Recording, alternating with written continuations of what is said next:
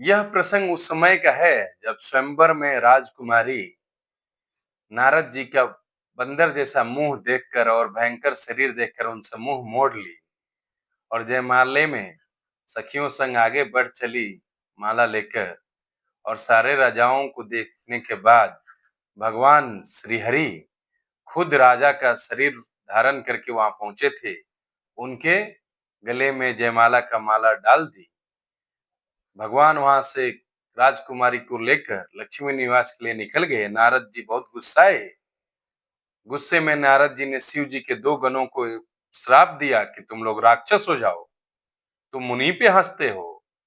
तुम ऐसा राक्षस बनकर जीवन जियो कि फिर किसी मुनि पर हंस न पाओ। दोबारा नारद जी ने जब जल में अपना मन मुंह देखा, उन्हें अपना असली रूप दिखा। गुस्से में नारद जी कमलापति नरेश के यहाँ पहुंचे। भगवान के दरबार पहुंचने के लिए निकल पड़े और नारद जी बहुत ही गुस्से में थे कि आज या तो प्राण दे दूंगा, ऐसा श्राप दे दूंगा। तभी उन्हें रास्ते में लक्ष्मी जी, वही राजकुमारी, श्री हरि जी के साथ चलती हुई दिखी। फिर मानस में गोस्वामी जी लिखते हैं कि हरि कैसे नारद जी से बात करते हैं मीठी वाणी के साथ। गोस्वामी जी कहते हैं, बोले मधुर बचन सुरसाई, मुनि कह चले विकल की नाई। सुनत बचन उपजा अति क्रोधा, माया बस न रहा मन बोधा। देवताओं के स्वामी भगवान मीठी वाणी में बोले, हे मुनि, व्याकुल की तरह कहां चले। यह शब्द सुनते ही नारद जी को बहुत क्रोध आया। माया के वशीभूत होने के कारण मन में चेत नहीं रहा। नारद जी बहुत गुस्से में थे।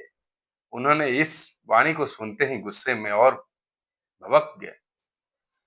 पर संपदा सकहूं नहीं देखी, तुम्हारे ईर्षा कपट विसेखी।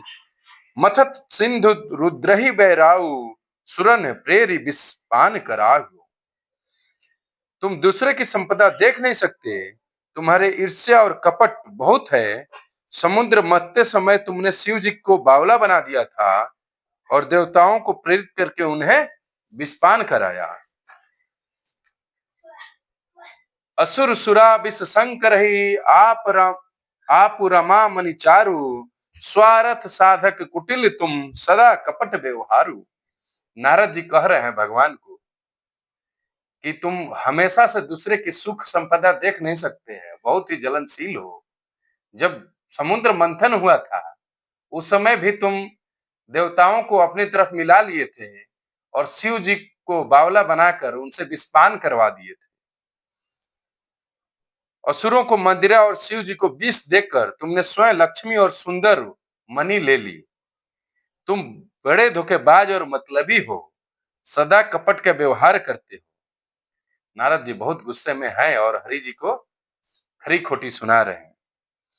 परम स्वतंत्र न सिर पर कोई, भाव ही मन ही करहु तुम सोई। भले ही मंद मंदे ही भल करहु, बी समय हरस न ये कछु धरहु। नारद जी कहते हैं, तुम परम स्वतंत्र हो, सिर पर तो कोई है नहीं। इससे जब जो मन को भाता है वही करते हो। भले को बुरा और बुरे को भला कर देते हो। हृदय में हर्ष विषाद कुछ तो आता नहीं है। नारद जी गुस्से में जिस तरीके से भगवान को खड़ी खोटी सुना रहे थे, भगवान मुस्कुरा रहे थे। जय श्री राम।